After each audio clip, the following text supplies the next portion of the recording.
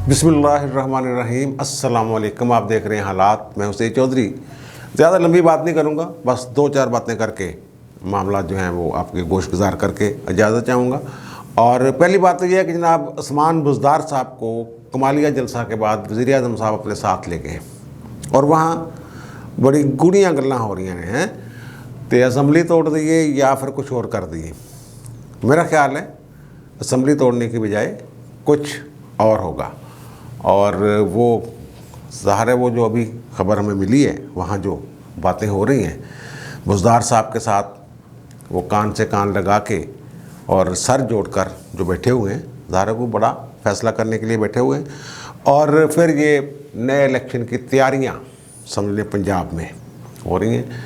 बुज़दार साहब ने ख़जाने के मुँह जो हैं खोल दिए हुए हैं और वो सेक्रेटरीट सारी रात खुला रहता है वहाँ क्या हो रहा है इस बाबत। लेकिन थोड़ी सी बात पहले कि जो 14 मुनहरफ अरकान को नोटिस दिया था पीटीआई ने, असद उमर साहब सेक्रेटरी साहब के दस्तखतों से जारी हुआ था और कहा गया था कि जनाब कि आप पेश हों 26 तारीख को इमरान खान साहब के रूबरू और वहाँ वजाहत पेश करें। तो वो जनाब सब ने तहरीरी जवाब असद उमर साहब को जमा करवा दिया है। बहुत सारे लोग समझ रहे हैं कि शायद माफ़ी मांग ली उन्होंने, माफ़ी शाफ़ी कोई नहीं मांगी। रमेश कुमार साहब मिले हैं वज़ीर-ए-आज़म से, उन्होंने एतमाद का इज़हार कर दिया कि जनाब ठीक है मैं तो आपको लीडर मानता हूँ और इल्तमास है कि शोकाज़ वापस दिए वगैरह वगैरह, जो भी उसकी ज़बान यही होती है ना यार, लड़ाई वाली ज़बान थोड़ा होती है, सार करके ये इस तरह ही उसको मुखातब किया जाता है ना। तो बाकी सवाल भी उन्होंने तकरीबन एक सा जवाब दिया है। अहमद हुसैन ढेर साहब जो हैं उन्होंने थोड़ा सा अपना गुस्सा भी निकाला है। उन्होंने कहा जनाब मैं तो पहले भी तनकीद करता रहता हूँ, आपके मंशूर को देख के हम शामिल हुए थे, अब मंशूर के मुताबिक जो बातें नहीं हो रही उसका मैं कर रहा हूँ जिक्र कि जनाब ये आप ये करना था, ये करना था, वो करना था। निश्तर अस्पताल का वो कहते हैं मैंने बच्चों के वो जो जले हुए बच्चों की तस्वीरें दिखाई लेकिन कोई कार्रवाई नहीं हुई, कोई अमल नहीं हुआ। और नूर आलम खान साहब का भी यही जवाब सबका, वो उन्होंने कहा जनाब हमने तो कोई वायलेशन की ही नहीं, ना कोई इंटरव्यू ऐसा हमारा है जिसमें हमने ये कहा कि हम पार्टी छोड़ रहे हैं। हमने कहा हुआ 2023 तक साथ हैं।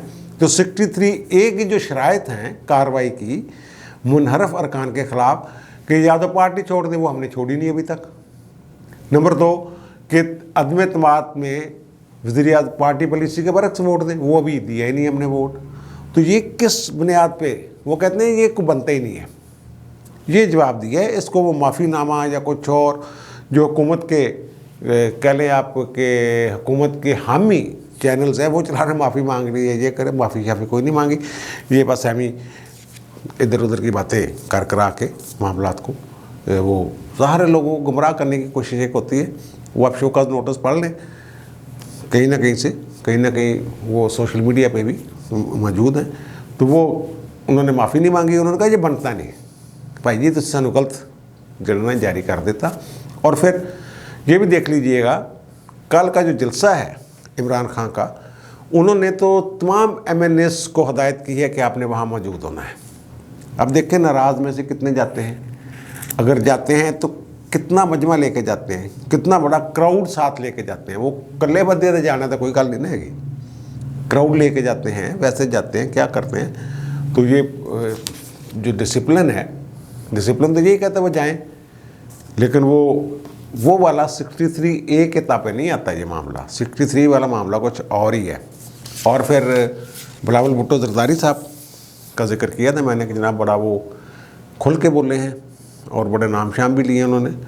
तो उन्होंने कहा कि जनाब मेरे वो बिल शिल चेक करने के लिए कि धोबी का बिल कितना है और नाश्ता कितने का करता है, ISA को पीछे लगा दिया। वो कुछ लोगों को ख्याल है कि अब ये कोई हाल ही का वाक़या, ये पुरानी बात है, उस वक्त की बात है जब पेशावर वाले साहब जो हुआ करते थे उस वक्त की बात है, ये कोई नई बात नहीं। पहले भी बिलावल एक मरतबा ये बात कह चुके हैं कि हसास अदारों को हमारे बिल चेक करने के लिए लगाया हुआ इमरान खान ने, और ये टाइगर फोर्स समझ रहा है, जो उनको टाइगर फोर्स बनाना चाह रहा है अदारों को। जैसे ये कह रहे हैं कि फ़ौज को जनाब नवाज शरीफ जो है वो पंजाब पुलिस बनाना चाहता था, वो कह रहे हैं टाइगर फोर्स बनाना चाहता है।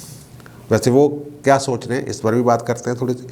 और फिर वो बूट पॉलिश वाली बात वही, वो कहते हैं बड़ा जफा मारे है बूटा नू छड़ ही नहीं रहा, वो छड़वा रहे हैं, पॉलिश ख़त्म हो गई है लेकिन वो ज़बान से चमका रहे हैं और फिर उनका जनाब इनको बंदा बन जाओ, ख़तून अव्वल की करप्शन हम बुलाएंगे सामने, ये उन्होंने धमकी दी है। और उनका जनाब हमें मालूम है कि उस्मान बुज़दार साहब जो हैं उन्होंने पैसे कैसे दिए थे और कहाँ दिए थे। जो हुकूमत के तहादी हैं MKM काफली वगैरह, उनसे मुलाकातें जारी हैं। आज ज़ाहिर है लाहौर में मुलाकात हुई है परवेज़ इलाही साहब से और तारक बशीर और परवेज़ इलाही फैमिली के साथ, चौधरी फैमिली के साथ। तो वहाँ तासर यही है कि टांगा खाली गया कचहरियों, लेकिन वो कुछ सोर्सेज बता रहे हैं कि कुछ जो वज़ारत आला और बुज़दार की तब्दीली की बातें, इस तरह की बातें जो हैं वो जो बयान की गई हैं वो उस पर ज़ाहिर है गोशगुजार कर दी गई हैं इमरान खान के। और वहाँ वो आपके बुज़दार साहब के साथ मामला चल रहे हैं और MKM के साथ मुलाकात अभी थोड़ी देर पहले ख़त्म हुई है शाह महमूद कुरैशी साहब की और उनका जो दूसरा वफद था। तो वो कह रहे हैं ना बड़ी खुल के बातें हुई हैं, अच्छी नशिस्त रही और फिर के जनाब इत्तेहादी जो हैं वो वापस आने का ऐलान कर देंगे। ठीक है, आपके इत्तेहादी हैं, आपके रुकन हैं हुकूमत के, हुकूमती बेंचों पे बैठे हुए हैं वो लोग। और फिर शेख रशीद साहब जो कह रहे हैं जनाब कबल इस वक्त इलेक्शन वाली बात, कबल इस वक्त इलेक्शन वाली बात तो फिर तब हो ना कि तरीके अदम एतमाद में अगर इमरान खान निकल जाता है बच के, तो फिर कबल इस वक्त इलेक्शन की ज़रूरत क्यों। फिर तो ना वो दियो हो जाना, बन जाने जिन बन जाना, उसने पकड़े नहीं जाना। बहरहाल परवेज़ इलाही साहब ने जो बात की है, उनका जो नाम इस्लाम का नाम इस्तेमाल कर रहे हैं, उनका कोई मुस्तकबिल नहीं है सियासत में। एक बात उन्होंने ये इस्लाम का नाम अमर बिल मारूफ वाला जो ग्रुप है उसकी तरफ इशारा है। फ़र्क़ा जो जनाब लंदन दवाई लेने गया हुआ है उसको अभी तक वो दवाई शवाई नहीं मिली, शायद इस तरह की बात भी उन्होंने साथ कर दी है। बहरहाल ये बातें और जो खान साहब ने अदलिया पर, इलेक्शन कमीशन पर कमाली वाले जलसे में फ़ौज के हवाले से जो बातें की हैं कि जनाब फ़ौज इतनी कमज़ोर है हमारी, मैं वैसे बात कर रहा हूँ कि जनाब वो उसको एक बंदा जो है वो गिरा लेगा, उनको पंजाब पुलिस बना लेगा, इलेक्शन कमीशन जो है वो भी उसके ताबेदार हो गया हुआ है, ये बकौल इनके इल्ज़ामात। और जजों में फूट डलवा दी है। इस पे जो सुप्रीम कोर्ट बार एसोसिएशन के सदर हैं मोहम्मद हसन बून साहब, अभी उनके साथ मेरी जो बात हुई है तो उन्होंने बड़ी अफसोस का इज़हार किया कि एक वज़ीर-ए-आज़म के मुँह से ऐसी बातें जो हैं ये कतई उनको ज़ेब नहीं देती।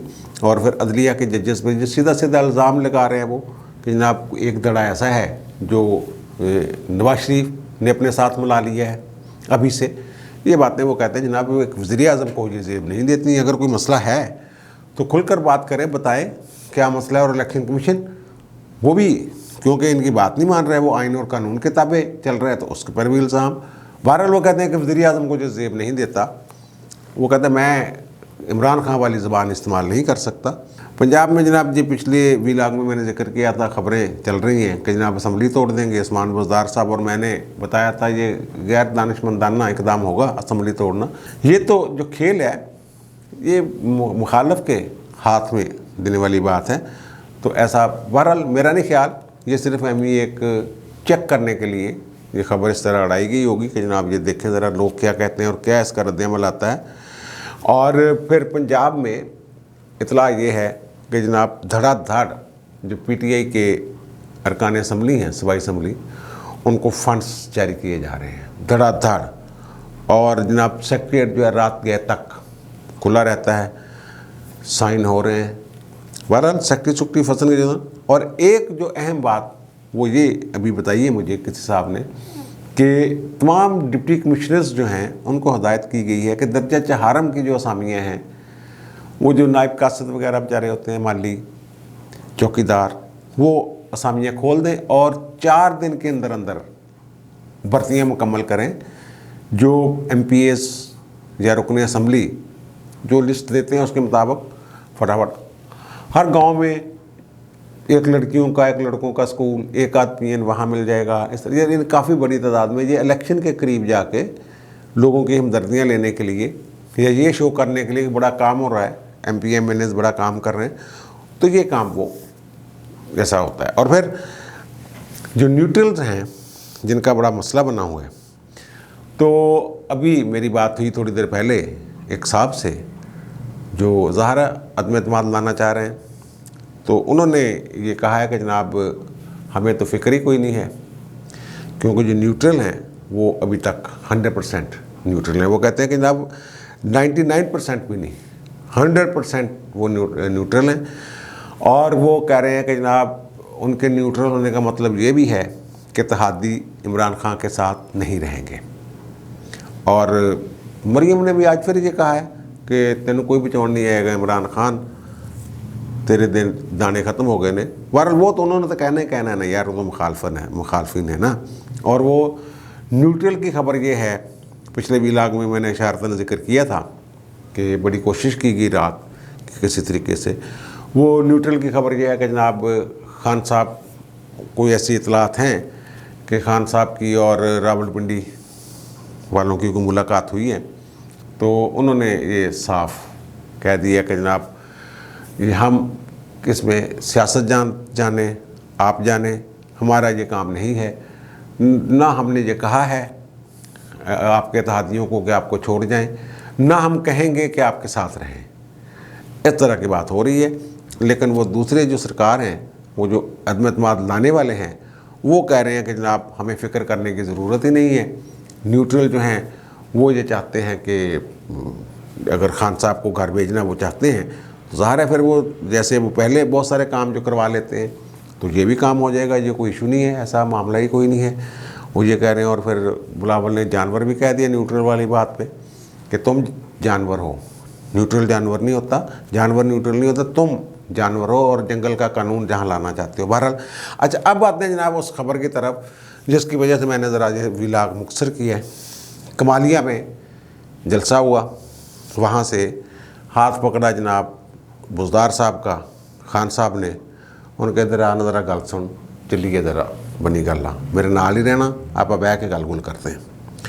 अब वहाँ ये मामला हो रहा है कि उस्मान बुज़दार साहब, खबर ये है उस्मान बुज़दार साहब के करीबी ज़राए ये बता रहे हैं कि उस्मान बुज़दार साहब ने खान साहब को कहा है कि खान साहब अगर मेरी ज़ात का मसला है पंजाब में, बिलावल तो कहना पैसे दे के आया, ज़ाहिर पैसे दे के खान बड़ा पक्का है, पैसे अगर ले ने किसी ने बुज़दार वास्ते तो खान साहब वो गल नहीं सुट रहे, बुज़दार नूं कट नहीं रहे। उनका जनाब वो मेरी ज़ात का अगर मसला है, मेरे इस्तीफ़ा देने से या वज़ीर आला तब्दील होने से पंजाब में मामला ठीक हो सकते हैं और वो आपके ख़िलाफ़ अदम एतमाद जो है वो ख़त्म हो सकती है। तो इसमें क्या है, तो वो जो तरीन ग्रुप है वो पहली शर्त रख के बैठा हुआ है कि पहले बुज़दार नूं कड्डो फिर असीं गल करांगे। और वो दूसरे जो आपके इत्तेहादी हैं काफ लीग वाले भी यही शर्त रख रहे हैं कि जनाब सानू वज़ीर आला बनाओ। नून लीग वाले थोड़ा से वो उसमें हिचकिचाहट का शिकार हैं उनको काफ लीग वालों को देने के लिए। तो वो कहते हैं जनाब अतमाम हुज्जत के लिए ये इस्तीफ़ा अगर मैं दे दूं तो क्या तरीन ग्रुप जो है वो दोबारा आपके साथ मिल जाएगा, अलीम ग्रुप दोबारा मिल जाएगा आपके साथ, और क्या चौधरी बरादरान आपके साथ मिल जाएंगे।